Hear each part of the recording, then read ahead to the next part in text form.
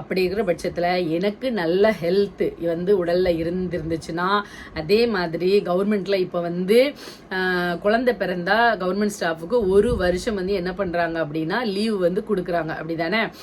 So எங்களுக்கு வந்து already நாங்கள் 2 குழந்தைங்க பெற்றதுனால எங்களுடைய சர்வீஸ் ரெக்கார்டில் ஆல்ரெடி 2 குழந்தைங்க அப்படின்னு சொல்லிட்டு அங்கே வந்து என்ன பண்ணிடுவாங்கன்னா எழுதிடுவாங்க. ஆனால் 2 குழந்தை இல்லாமல் 1 குழந்தை இந்த மாதிரிலாம் பெற்றவங்க ஏஜான டீச்சர்ஸ்லாம் எங்கள் ஸ்கூலில் இருக்காங்க. அவங்க மேபி இன்னொரு குழந்தைலாம் பெற்றாங்கன்னா அவங்களுக்கு கண்டிப்பாக 1 இயர் லீவ் உண்டு. அதனால் 3rd பேபி பிளான் இருக்கா அப்படின்னு கேட்டதுக்காக சொல்கிறேன். எனக்கு வந்து ரொம்ப உண்மைக்குமே வந்து அந்த நினைவுகள், அந்த பிள்ளையை வந்து சுமந்து அந்த வளர்த்து அந்த எடுக்கிற இது எல்லாமே வந்து அவ்வளோ ஒரு அழகான ஒரு அருமையான விஷயம். அந்த தூக்கம் கிட்ட அந்த பிள்ளையில பார்த்து வளர்த்து ரசிக்கிறது. ஸோ எனக்கு வந்து 3rd பேபி பிளானுக்கு வந்து எனக்கு ரொம்பவே வந்து ஆசை இருக்குது.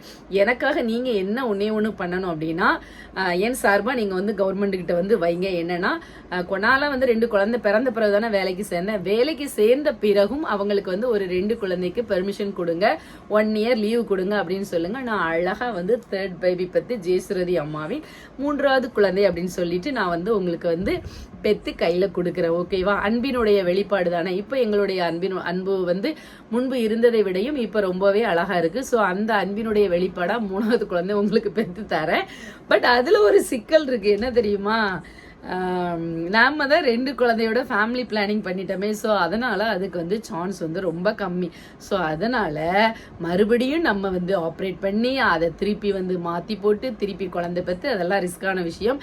அந்த மாதிரி இல்லாமல் இருந்துச்சுன்னா, இந்த சலுகையும் இருந்துச்சுன்னா, நான் கண்டிப்பாக உங்களுடைய ஆசையை வந்து நான் என்ன பண்ணி வைப்பேன்னா பூர்த்தி பண்ணி வைப்பேன். ஓகேவா? சரி நண்பர்களே, ரொம்ப ஷார்ட் அண்ட் ஸ்வீட்டாக கொஞ்சம் கொஸ்டின்ஸ் தான் வந்து எடுத்தேன். நிறைய பேர்